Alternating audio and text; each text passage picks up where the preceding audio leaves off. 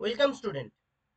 আজকে যে বিষয়টি আমি তোমাদের সঙ্গে শেয়ার করতে যাচ্ছি সেটি হচ্ছে ক্রোমোজোমের ঘনীভবন। ইংরেজিতে আমরা কি বলবো?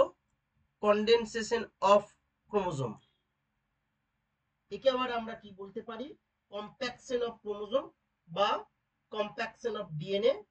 যাই হোক না কেন, বিষয়বস্তুটা কি খুব ভালো করে এবার আমরা দেখব। আচ্ছা, তোমরা যারা ক্লাস 12 এর স্টুডেন্ট, তোমাদের জন্য কিন্তু এই ভিডিওটি খুব গুরুত্বপূর্ণ। প্রায় বছর কিন্তু উচ্চ মাধ্যমিক পরীক্ষায় এই কনডেনসেশন অফ ক্রোমোজোম থেকে কিন্তু প্রশ্ন আসে। এছাড়াও তোমরা যারা নিট পরীক্ষার জন্য প্রস্তুতি নিচ্ছ, তোমরাও খুব ভালো করে ভিডিওটি লক্ষ্য করো, কারণ নিটেও কিন্তু এখান থেকে বিভিন্ন রকমের প্রশ্ন আসে। আজকে আমি জাস্ট কনডেনসেশন বিষয়টা কি, কনডেনসেশন অফ ক্রোমোজোম বিষয়টা কি, এটা নিয়ে ডিসকাস করব। এরপরে এটা সম্পর্কে আরো একটু ডিটেলস অনেক কিছু আমি দেব তোমাদের জন্য ভিডিও তৈরি করে, সেটা পরবর্তী ক্ষেত্রে ধাপে ধাপে পোস্ট করব। তাহলে আজকের বিষয়টি শুরু করি। What do you mean by condensation of chromosome? Chromatin is a complex of DNA and protein found in eukaryotic cells. Okay, so the first is chromatin.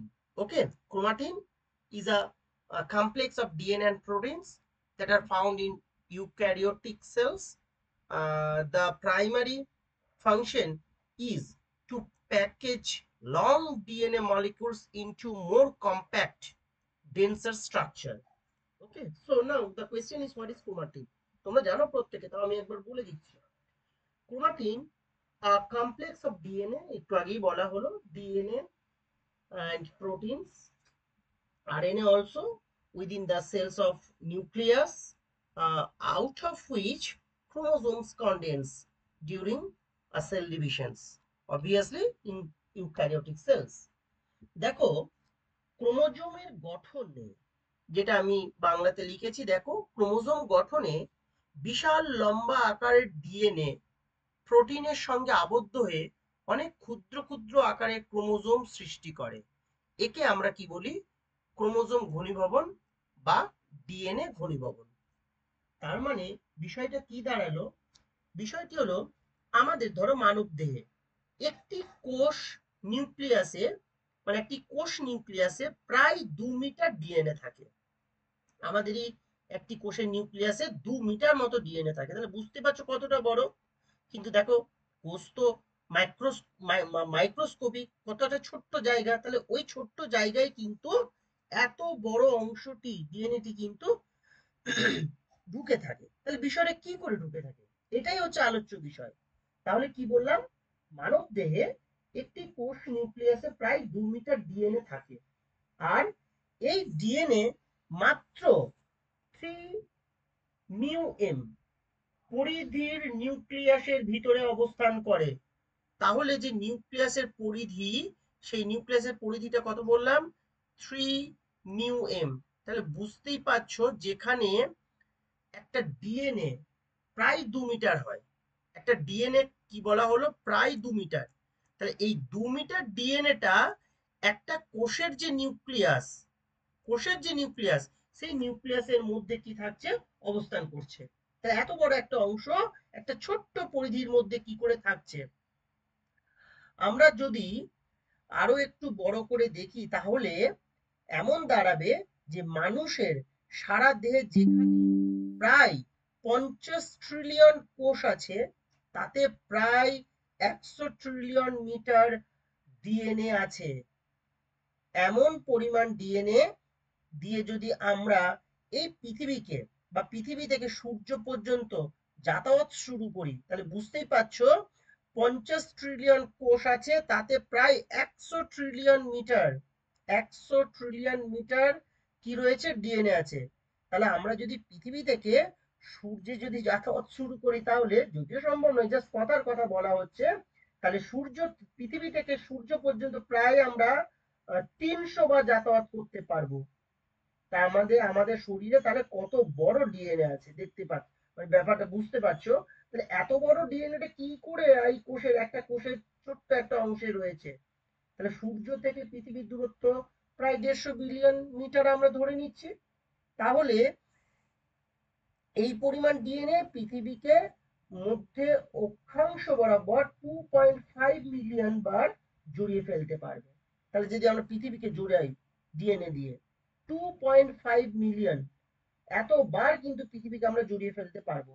তাহলে স্বাভাবিকভাবে প্রশ্ন জাগবে, এত বিশাল পরিমাণ ডিএনএ কেমন করে একটা ছোট্ট নিউক্লিয়াসে, যেটা প্রায় বললাম কত নাম 3 μm পরিধি হয়, সেই রকম একটি অংশে কি করে আবদ্ধ থাকে।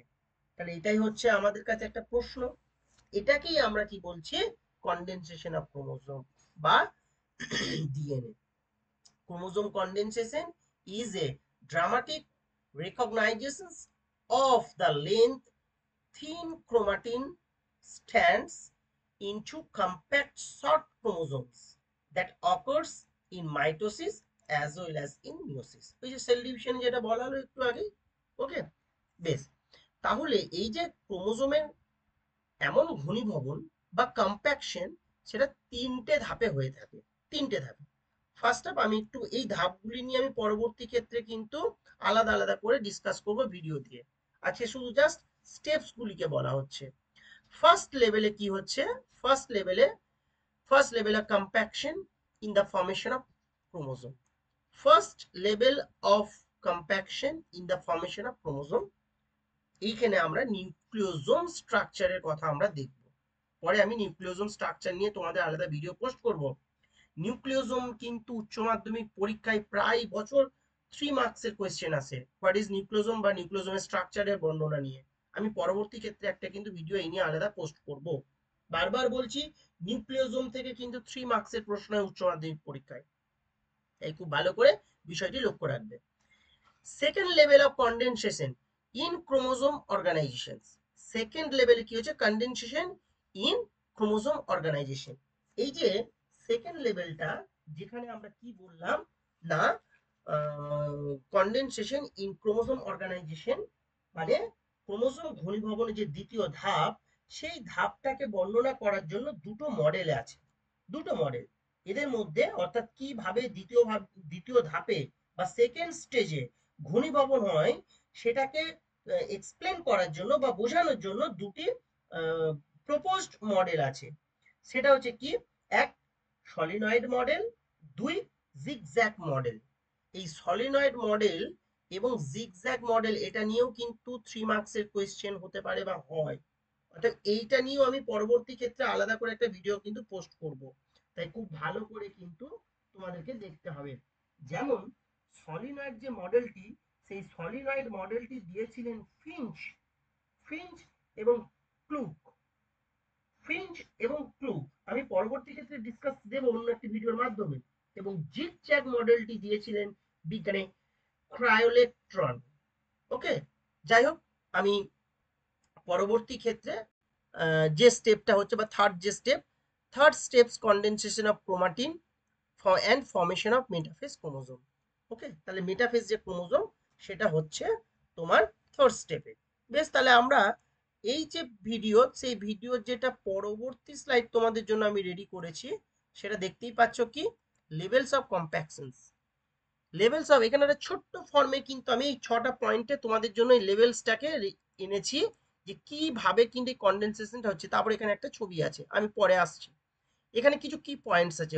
কি পয়েন্টস গুলো কি, number 1, during some stages of the cell cycle the long strands of DNA are condensed into compact chromosome to fit in the cell's nucleus. Okay, number 2, okay, number 2 key points কি, in the first level of compactions।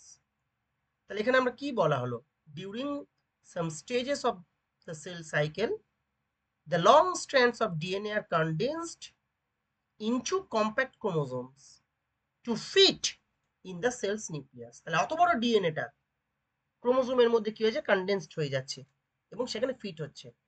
আর আমরা জানি chromosome তো নিউক্লিয়াসের ভিতরে থাকে, তাই না। বেশ, তাহলে দ্বিতীয় যে কি পয়েন্ট, সেখানে আমরা কি বলছি, ইন দ্য ফার্স্ট লেভেল। তিনটে লেভেলের কথা বলা হলো, তিনটে স্টেপের কথা। In the first level of compactions, first level কম্প্যাকশনসটা কি হচ্ছে, শর্ট স্ট্রেচেস অফ ডিএনএ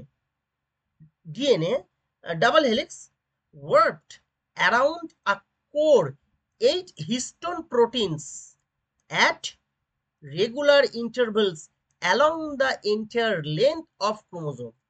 এইটাকেই তো আমরা বলছি নিউক্লিওজোম স্ট্রাকচার। আমরা পরবর্তী ক্ষেত্রে নিউক্লিওজোম স্ট্রাকচার নিয়ে আসবো।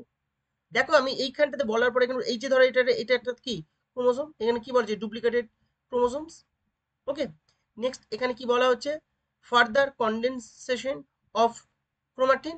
এখানে কি কনডেনসেশন হলো, এই যে এই একটা অংশ এগুলো ক্রোমাটিড, ক্রোমাটিড এখান থেকে নিলে আমরা কি পাচ্ছি, এখানে পাচ্ছি আমরা ক্রোমাটিন।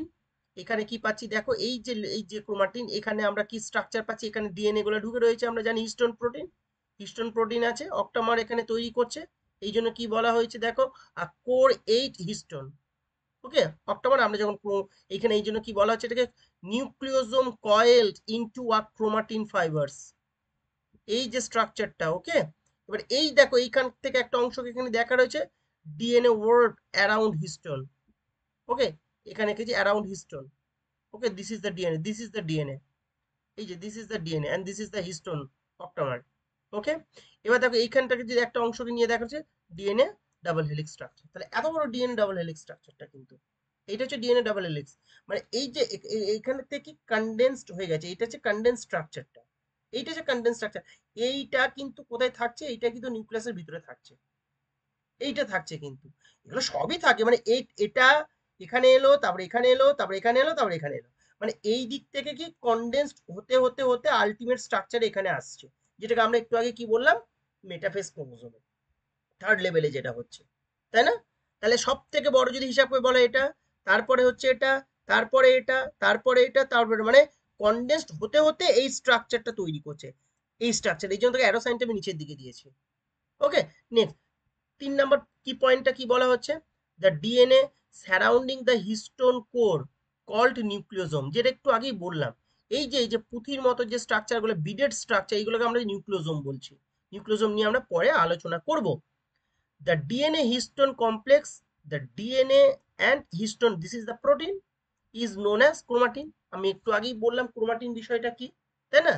নেক্সট হচ্ছে কি সেকেন্ড লেভেলে the second level of compaction occurs as the nucleosome। তাহলে কি এবার হলো, এটা ফার্স্ট লেভেলে তৈরি হলো, এবার কি নিউক্লিওজোম স্ট্রাকচারটা তৈরি হচ্ছে, এখানে কিন্তু সেকেন্ড লেভেল স্ট্রাকচার মানে কম্প্যাকশনটা হচ্ছে। The linker DNA H1 histone protein আমি পরবর্তী ক্ষেত্রে আলোচনা করব যখন নিউক্লিওজোম স্ট্রাকচারে আসব।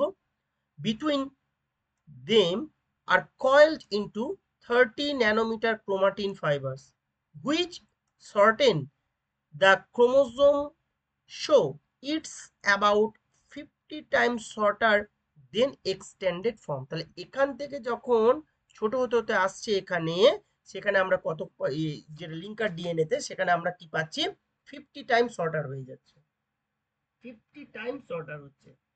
নেক্সট এখানেই কিন্তু আমরা এই যে সেকেন্ড স্টেপ, সেখানে আমরা বা সেকেন্ড লেভেল, সেখানে কিন্তু আমরা সলিনয়েড স্ট্রাকচার এবং জিগজ্যাগ মডেলটা নিয়ে একটা আলোচনা করব। সলিনয়েড স্ট্রাকচারে কি হচ্ছে, প্রতিটি ক্রোমোজোমে প্রতিটি প্রতিটি ক্রোমোজোমে এই যে যে প্রায় প্রতিটি যে নিউক্লিওজোম, ক্রোমোজোম নয়, প্রতিটি যে নিউক্লিওজোম সেখানে প্রায় 11 ন্যানোমিটার পরিধি বিশিষ্ট তন্তু সৃষ্টি হয়। এই তন্তুগুলি আবার নিজেদের মধ্যে কুণ্ডলীকৃত হয়ে 30 nm পরিধি বিশিষ্ট একটি স্ট্রাকচার তৈরি করে। একটু আগেই বলা হলো দেখো এই যে 30 nm এই স্ট্রাকচারটাকে আমরা কি বলছি, এই স্ট্রাকচারটাকে আমরা বলছি সলিনয়েড স্ট্রাকচার। কেমন, এই সলিনয়েড গুলি আবার কুণ্ডলীকৃত হয়ে 300 ন্যানোমিটার পরিধি বিশিষ্ট সুপার সলিনয়েড স্ট্রাকচার তৈরি করে। তাহলে সলিনয়েড স্ট্রাকচার দেন সুপার সলিনয়েড স্ট্রাকচার, যখন আমরা সলিনয়েড মডেল নিয়ে আলোচনা করব তখন সেখানে গিয়ে আমরা আলোচনা করব। নেক্সট আফটার রেপ্লিকেশন, 5 নাম্বার কি point, after replication the chromosome are composed of 2 linked sister chromatid. When fully compact, the pair identical packed chromosomes are bound to each by cohesin protein. এই cohesin protein আবার তাদেরকে কি করছে, কম্প্যাকশনে help করছে। Next the connections between the sister chromatids is closest in a region called centromere। আমরা জানি এখানে হচ্ছে কি সেন্ট্রোমিয়ারের বিষয়টা, this region is highly condensed। ওকে, তাহলে এই centromere the connections between sister chromatids. This is the connections or junctions. Okay, but this is the connections. The connections between the sister chromatids is closest in a region called centromere. This region is highly condensed. আমরা পরবর্তীতে nucleosome নিয়ে এবং solenoid structure নিয়ে এবং zigzag মডেলটা নিয়ে আলোচনা করব। আজকে এটুকুই তোমাদের সঙ্গে শেয়ার করার ছিল। যদি এই সংক্রান্ত কোনো প্রশ্ন থাকে তোমরা কমেন্ট বক্সে এসে প্রশ্ন করবে, আমি তোমাদের প্রত্যেকের উত্তর দিয়ে দেবো।